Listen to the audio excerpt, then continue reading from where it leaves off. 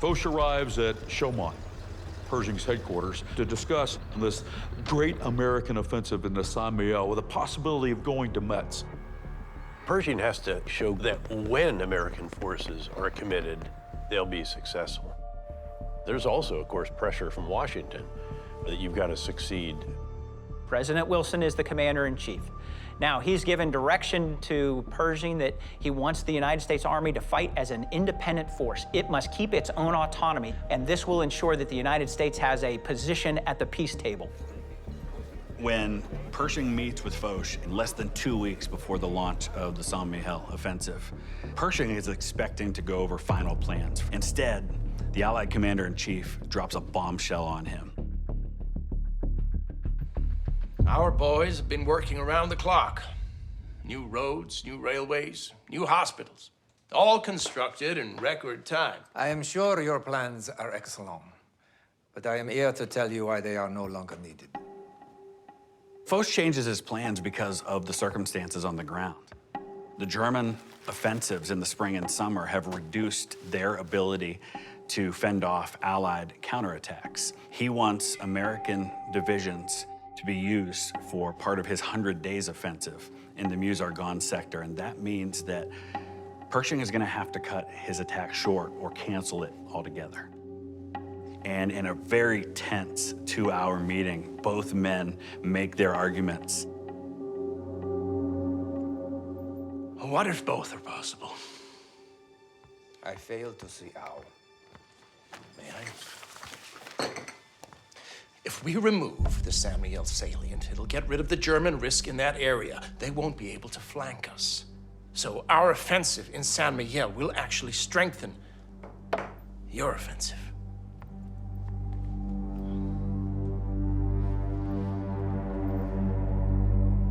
If you agree, I assure you, my men will handle Saint-Mihiel and be ready for your operation in the Meuse-Argonne. Oui. Good. So what he does is he trades off the larger objective of Metz. We will close off the salient, and I will use the time then to get my troops in position to support the larger Allied offensive.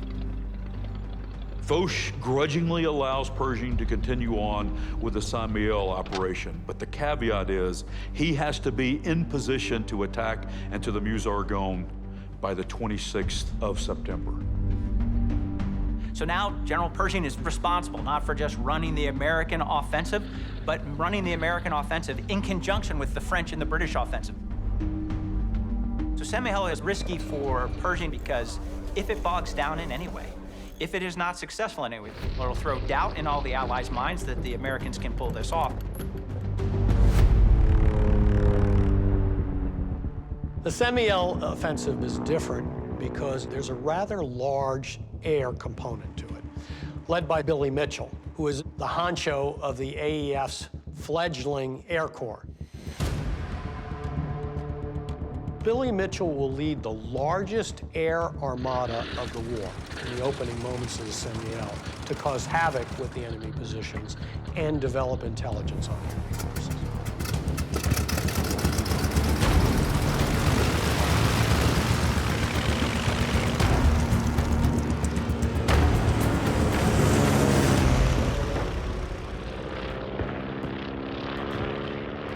The Battle of Saint-Mihiel begins with an artillery barrage.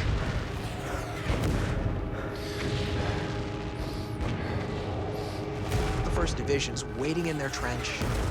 They're hearing the bombardment on either sides of them.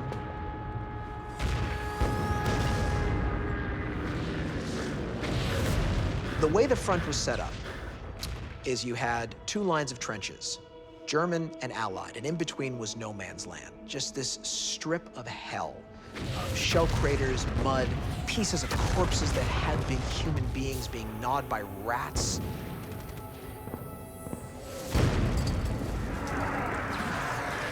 Knowing they're going to be asked to go over the top and go into that no man's land, which is going to be swept by machine guns if the artillery preparatory fires aren't sufficient.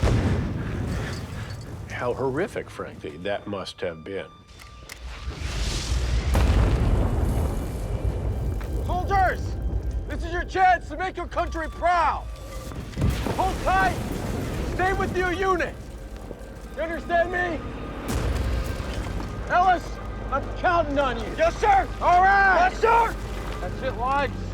Bennett, you're gonna be fine. Here we go. Got everything. Yeah. Private Bennett. Put that up, Private. Come on. Right. Time to move. Over the top, man. Go, go, go. Move, move.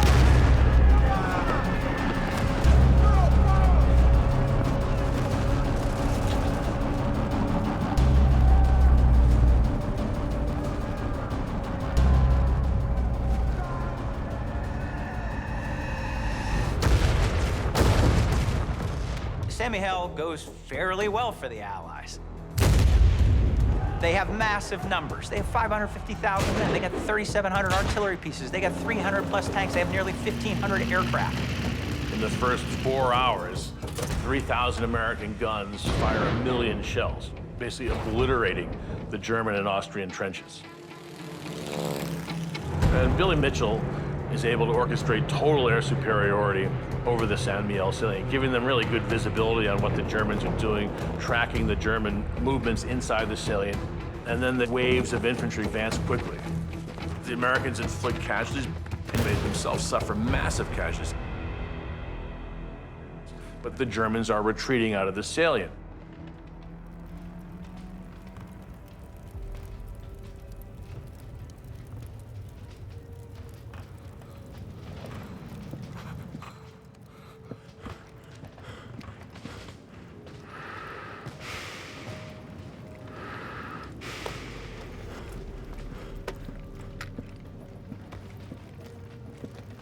Sergeant Michael Ellis is perhaps in the most skilled division in the American Expeditionary Force, the 1st Infantry Division. And they get the tough missions. And one of the tough missions is mopping up. Getting the last of those German soldiers that are still in fighting positions. You have to be thinking on your feet and understand who's the guy who's really surrendering and who's the guy who's surrendering and other Germans are gonna come and kill you.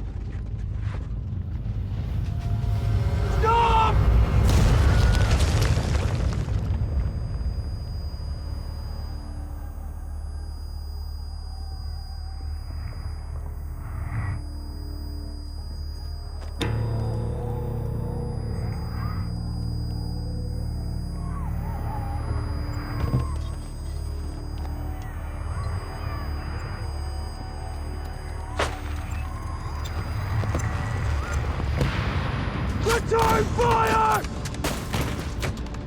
Return fire, Private!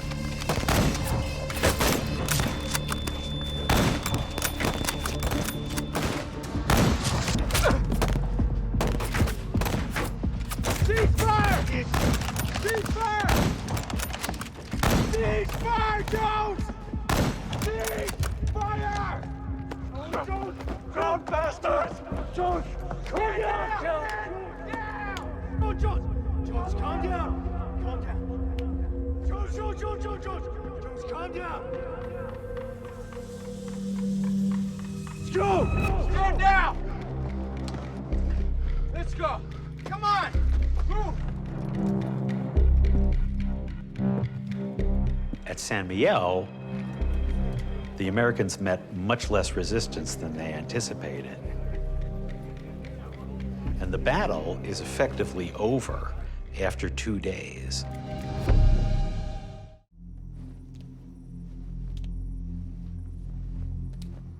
What are you doing, Ellis? You writing to your sweetheart? Tell her I say hi. Come on, put it away and come with us. There's a new picture showing. Promised my sister I'd write her every week. It's been a month. Come on, Ellis, you're making me feel guilty here. At ease, boys. Pack up. We've got orders. You take everything. We may not be back. On July 15th, 1918, Germany launched the 5th phase of its spring offensives. The Germans send 500,000 troops streaming down the hill along a 40-mile front on the far side of the Marne River. They throw themselves at the Allies with everything they have. A lot of the German soldiers actually were able to get across the Marne. The Germans got across on pontoon bridges and even on ladders. If you read accounts of this, they're chilling. The Germans just never stop coming. And they think, this is it. We cross the Marne here. They can't stop us. The war is over.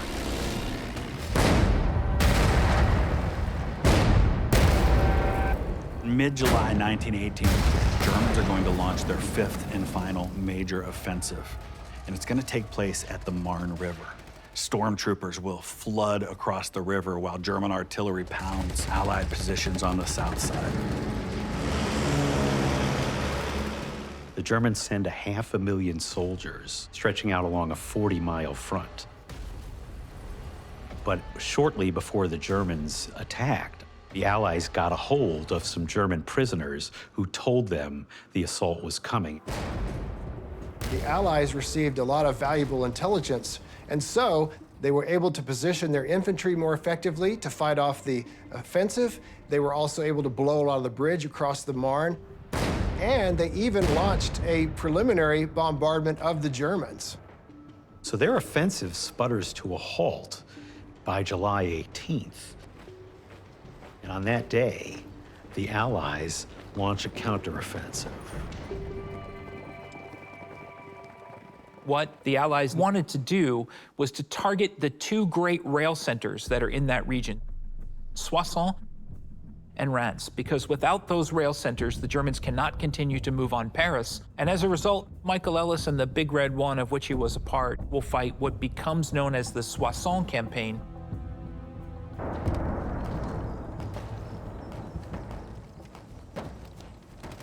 When we talk battles like this, the killing power of artillery and machine guns is so large that you have small groups operating kind of independently, but within mutual support of one another.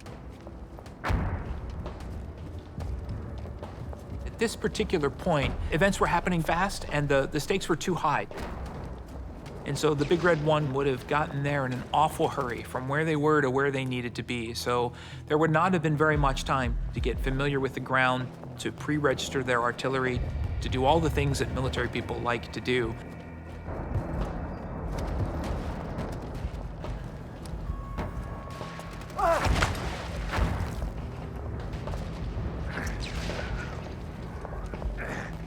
Come on, Tempero.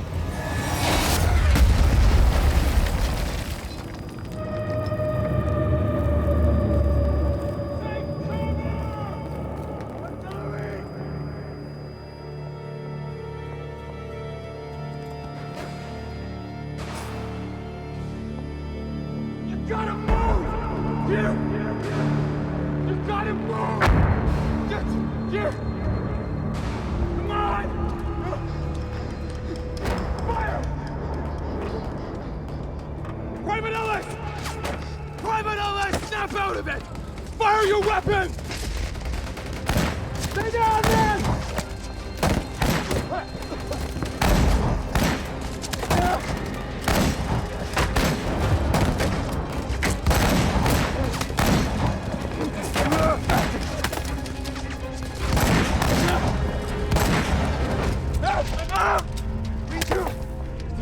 Me too.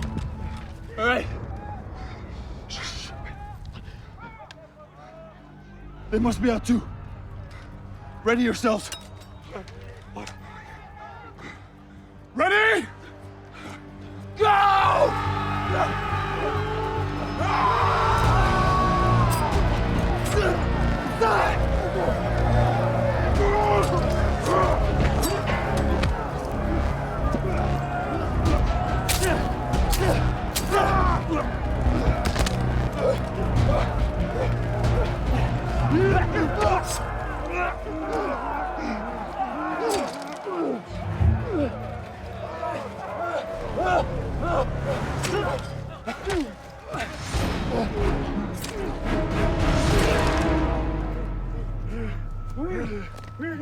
Are you okay? Get up. I'm fine. Fine. Come on. Let's go. The 1st Infantry Division, the Big Red One, has been beat up pretty badly at places like Soissons.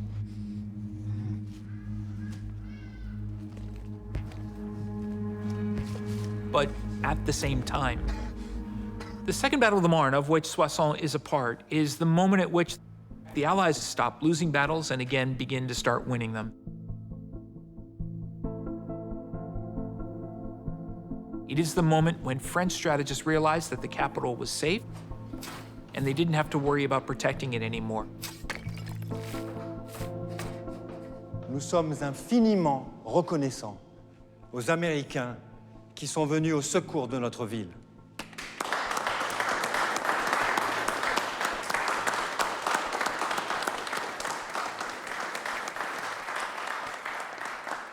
The Americans are here, and your children will not live in fear forever.